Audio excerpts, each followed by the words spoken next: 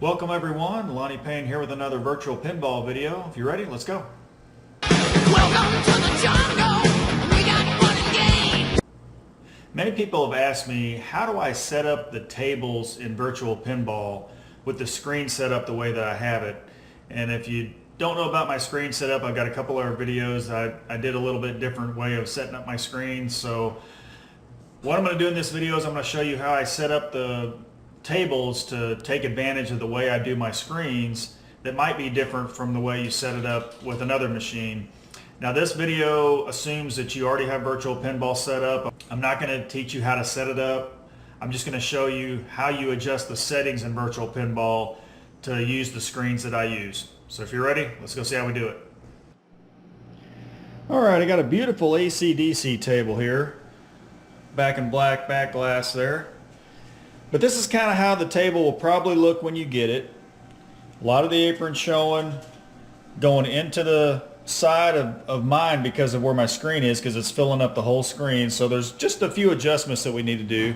You notice on the back glass, because we have the TV going all the way out to the edge, that the viewable area is behind the little outline there. You kind of see how the white, you're not seeing all the white outline. Most back glasses doesn't really make a difference, but I'm going to show you how to center that, and so you have the perfect viewing angle. First thing you do, we'll just get out of the table. So when you get into the virtual pinball editor, you're going to go to this table selection, and you're going to go into camera light material edit mode. And it's going to load the table up just like you normally do, but you'll notice up in the top corner that you have some settings you can do. You're going to use your flipper keys, whatever you have assigned for flippers. So for me it's the left and right shift, and then for me it's the left and right control will go to the next setting. So you have an inclination setting, and a lot of these are just personal, what you like to see. So for the inclination, even though I'm not going to mess with it, I'll go ahead and show you what it does. So as you start to adjust it, so that's going up, you can kind of see the table start to rotate.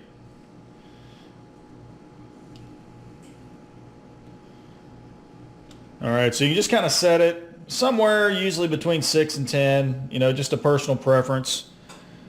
This one I think works pretty good at about 9. And a lot of the settings you do will affect other settings. So field of view, you can kind of see how the whole thing's stretching out as I increase that value. And these, you know, I usually do them somewhere in the, you know, 30 to 35, somewhere in that neighborhood. But like I said, every table is programmed a little different, so these settings are just kind of ballpark, and then you have to adjust each table. The layback is the angle at which you're looking at the machine. So if you have a really, really low setting, it's like you're looking straight down on the machine. If you have a really high setting, it's like you got your head down at the lock bar looking, so everything, you know, you see everything. So you just kind of got to look, usually somewhere in the mid-30s is a good number. You can see if the lower you go, the more it looks like you're looking down on everything. And then the higher you go, everything's laying back. So of course, you know, it's a layback setting. So usually in the mid-30s or so. Because what I want to make sure, like the drop target and stuff, look like they're supposed to look when you're standing at the playing position. So they're not either too far laid back or you're looking too, you know, too straight down on them. So you want them to have a realistic look. And then the XY scale, I normally just adjust each one individually, so I'll skip that one. We're going to start out with the X scale, and the X scale is how long the table is. So this is one of the big adjustments for me with having the apron out here.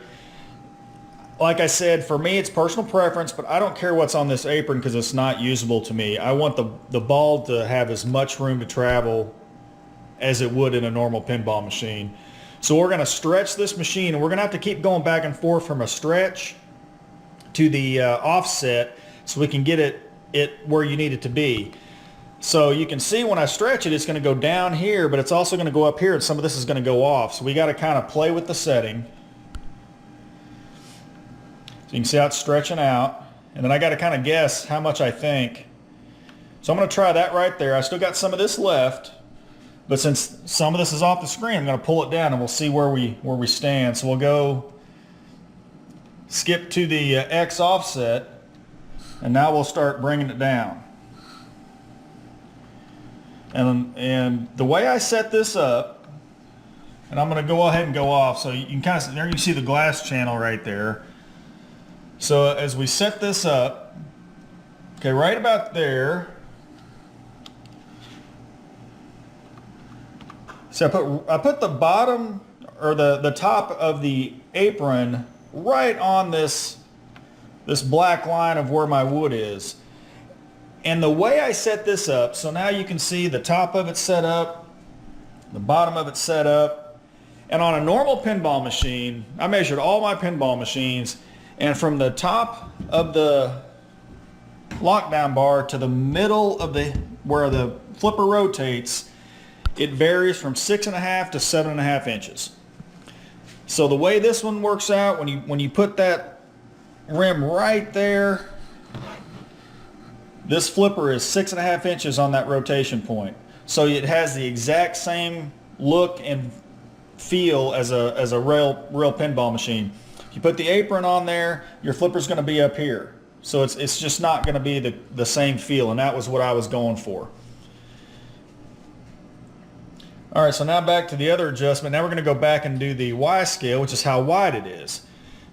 So you're going to have some of this stuff on, when you load it up, is going to be inside the wall of the machine because the TV goes inside because of the way I set it up.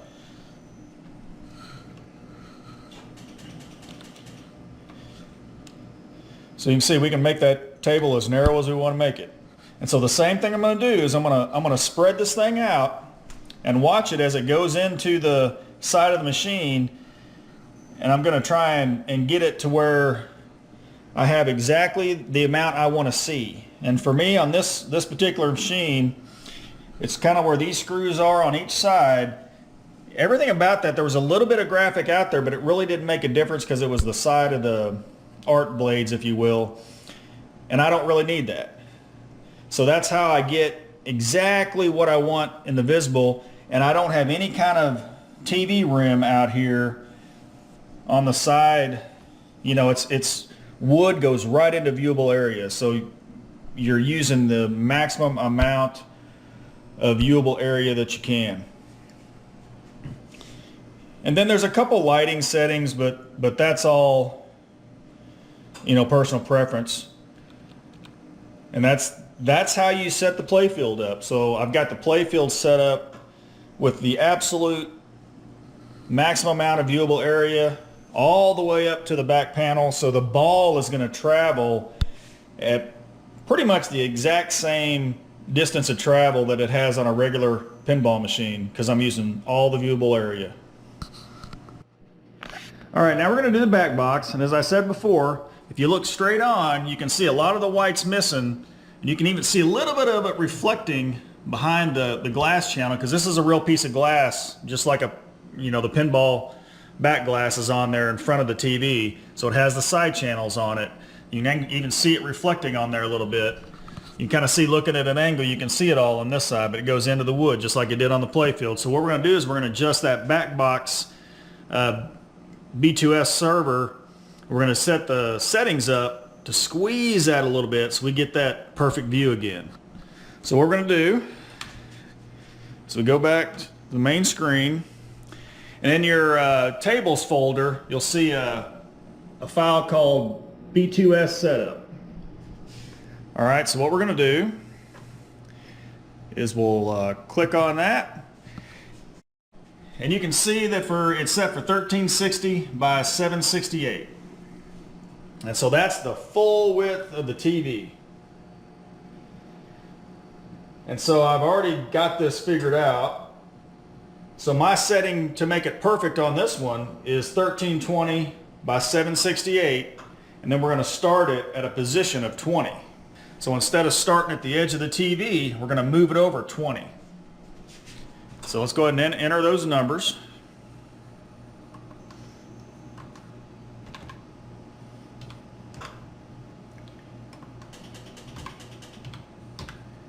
and that's X position of 20. Close that out.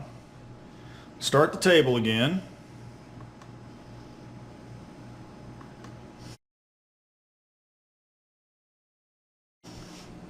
And now you look at it, when you look straight on there, it's perfect, right on the edge of that plastic. And this side, straight on perfect, right on the inside edge of that plastic. So now as I'm standing here looking at the machine, I've got a full-size playable area, and I've got a back box screen that's perfect for inside of the channels, and because I use the wider TV, it goes almost all the way to the top. So there's very, very little wasted space with this little setup.